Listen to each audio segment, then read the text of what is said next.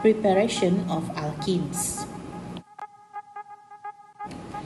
Alkenes are produced industrially by catalytic cracking, but inside the lab, the preparation of alkenes is carried out by elimination reaction. So there are two main types of elimination reaction for the preparation of alkenes, which are dehydration of alcohols and dehydrohalogenation of haloalkanes. So for your information, the word DE means remove, buang. Lepas tu hydra means water. Okay, so maksudnya dehydration of alcohol ni kita akan remove water from alcohol. Next, for dehydrohalogenation of haloalkanes, perkataan DE itu bermaksud remove, buang. Hydro adalah H, halogen adalah halogen lah. So maksudnya dehydrohalogenation of haloalkanes ini adalah kita remove HX from haloalkanes. Please take note that in elimination reaction, atoms or groups from two adjacent carbon atom are removed from the organic compound. Mesti pada carbon atom yang bersebelahan. Okay, so kita tengok yang pertama sekali, preparation of alkene by dehydration of alcohols. So alcohols will react with strong acid in the presence of heat to form alkenes and water. So strong acid yang kita akan gunakan di sini adalah concentrated sulfuric acid atau concentrated phosphoric acid, yang mana ianya bertindak sebagai acidic catalyst dan juga dehydrating agents. And this is the general reaction for the dehydration of alcohols.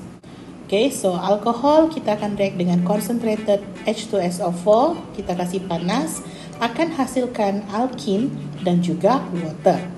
So tindak balas ni dia akan remove OH daripada satu karbon dan hidrogen daripada karbon yang bersebelahan dengannya. So next kita tengok general reaction bila kita guna concentrated phosphoric acid. Dia sama juga macam concentrated sulfuric acid. So what will happen in this reaction? It will remove hydroxyl from one carbon and hydrogen from the adjacent carbon to form alkene and also one molecule of water. When an alcohol undergoes elimination reaction, alkene and a water molecule will be formed. The water molecule is produced by an elimination of a hydrogen atom and hydroxyl group from adjacent carbon atoms of the alcohol. Mesti carbon atom yang berjiran, yang bersebelahan.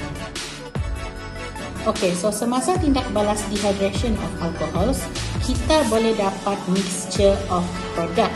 Kalau kita punya alkohol tu dia ada variety class of hydrogen.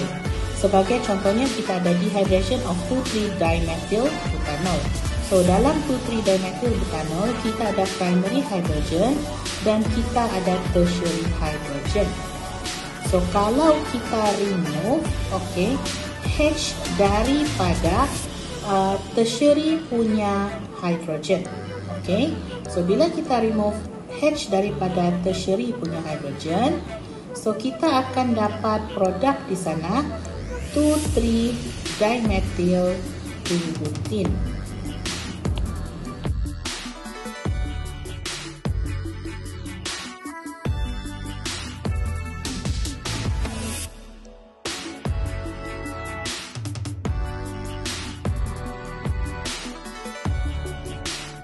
Tapi kalau kita remove hydrogen daripada adjacent carbon, yang mana hydrogen itu adalah primary hydrogen, kita akan dapat produk iaitu 2,3-dimethyl 1-butene.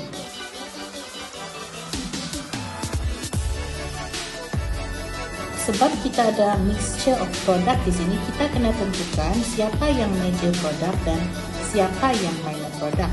So major product ini adalah most stable alkene, yang mana alkene itu mesti ada greater number of alkyl group yang attach dengan C double bond C, yang mana ianya follow Sapsov rule. So kalau kita tengok dimethyl 2-butene, dia ada 4 alkyl group. Lepas tu untuk 2,3-dimethyl 1-butene, dia cuma ada 1 dan 2 alkyl group. Okey, so oleh sebab 2,3-dimethyl 2-butene ada 4 alkyl group, maksudnya 2,3-dimethyl 2-butene adalah major product dan 2,3-dimethyl 1-butene adalah minor product.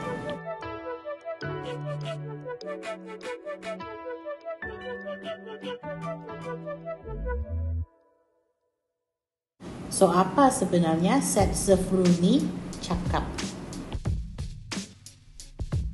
Sachs-Zerf-Rule states that if more than one alkene can be formed during the dehydration by an elimination reaction, the most stable alkene is the major product. In general, the compound that has a more highly substitute C double bond C is more stable. So kita tengok Sachs-Zerf-Rule di sini. So bila kita bandingkan kelima-lima struktur ini, okey, daripada kiri ke kanan, okey, stability dia increase. Kenapa stability dia increase? Sebab bilangan alkyl group dia bertambah. Okey, so dalam erti kata lain, Sachs-Zerf-Rule ni cakap apa? Elimination ni usually gives the most stable alkene product, commonly the most highly substituted alkene. Dan kamu kena ingat, the major product is the most stable alkenes, and the most stable alkene has greater number of alkyl group. So mari kita tengok example 1 di sini untuk dehydration of alcohol. So untuk 1A kita ada ethanol treated with concentrated H2SO4 dan dipanaskan. So what will happen? OH2 akan remove bersama-sama dengan hidrogen daripada adjacent carbon atom. So dia akan hasilkan etin dan juga satu molekul air. Untuk soalan B, kalau kita lihat sebenarnya ianya adalah alkohol yang simetri. Okey, alkohol yang simetri. So tidak kisahlah kita mau ambil hidrogen daripada karbon sebelah kiri ataupun hidrogen daripada karbon sebelah kanan. Okey, sebab alkohol ini adalah simetri, dia cuma menghasilkan satu sahaja produk, iaitu produk dia adalah 1-propene. Untuk example 2, kita kena predict major product for the dehydration of alcohol by using the Sachs-Zerf-Rule. Okay, so ini kita kena tengok dengan berhati-hati. So kita tengok di sana, kalau kita remove hidrogen daripada adjacent carbon atom yang di sebelah kiri, kita punya produk akan jadi begini. Okay, lepas tu kalau kita remove hidrogen daripada carbon atom yang di sebelah kanan, kita akan dapat produk yang macam begini. Dan kita juga hasilkan byproduct satu molecule of water. So by using the Sachs-Zerf-Rule, kita kena predict the major product. So bila kita tengok, major product kita adalah yang produk yang kedua itu. Dan satu lagi yang di atas itu adalah minor product.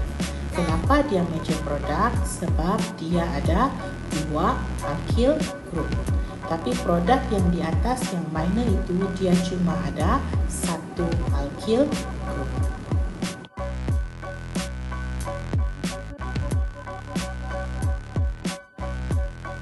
Next untuk soalan B, okey, kita pun kena juga predict the major product untuk dehydration of alcohol. So kita tengok dulu kalau karbon-karbon yang saya warna highlight merah itu, okey.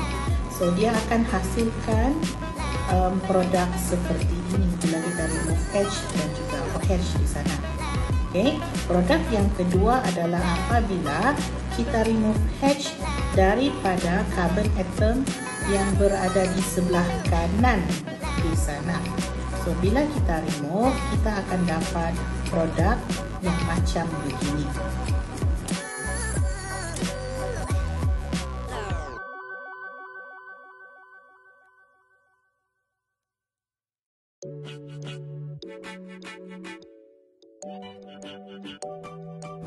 Jadi yang mana satu adalah major product, yang mana satu adalah minor product. So major product adalah yang pertama, produk yang pertama kita tuliskan tadi, dan yang di bawah itu adalah minor product.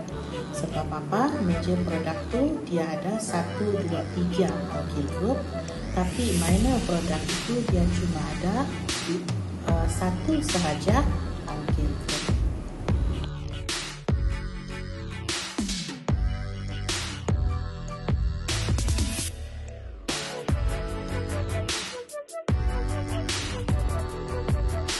Next, kita tengok dehydrohalogenation of haloalkanes. So actually, alkenes can be obtained from haloalkanes. Haloalkanes ni alkyl halides lah. So haloalkanes on reflux with alcoholic KOH will loses one molecule of hydrogen halide to give alkene. So kita masih lagi guna Setzer rule di sini. So ini adalah general reaction untuk dehydrohalogenation of haloalkanes. So what will happen? H dengan X daripada neighboring carbon atom kita akan remove. Okay, kita akan eliminate. Yang mana tindak balas ini dia berlaku dengan kehadiran reagen KOH, yang mana KOH ini dia mesti dilarutkan di dalam inert solvent etanol, dan condition dia mestilah reflux untuk menghasilkan alkene dan 1 mol HX.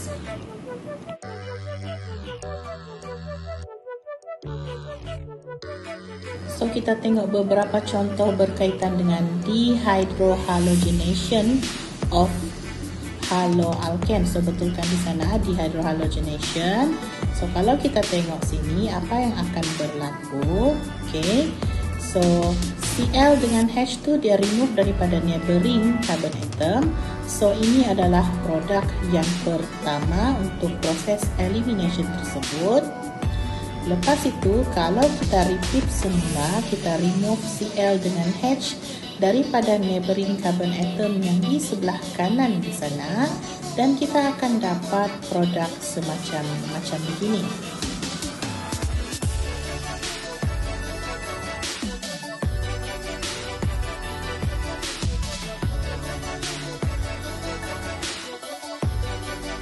So mengikut Setzer rule, yang ini adalah major product, lepas tu yang di atas itu adalah minor product. Okay, kenapa dia major product? Sebab no alkyl group present jika dibandingkan dengan yang produk di atas.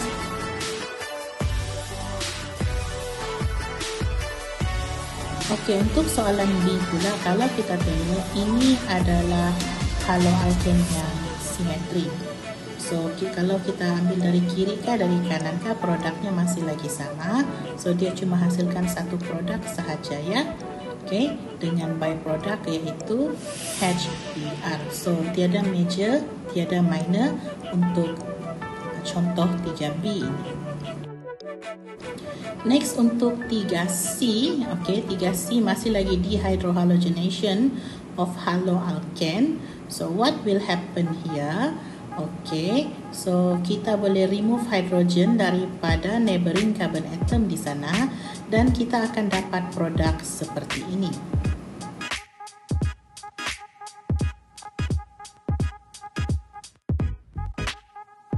Ataupun kita boleh remove hydrogen atom pada neighboring carbon atom yang berada pada cyclic ring di situ. Okay, so bila kita remove, kita akan dapat produk seperti ini.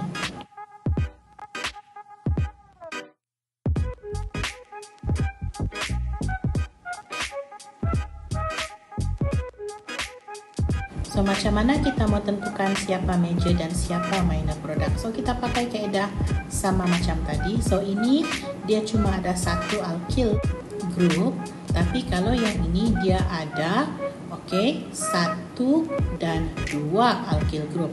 So meaning to say yang kedua ini adalah major product dan yang di atas itu adalah minor product.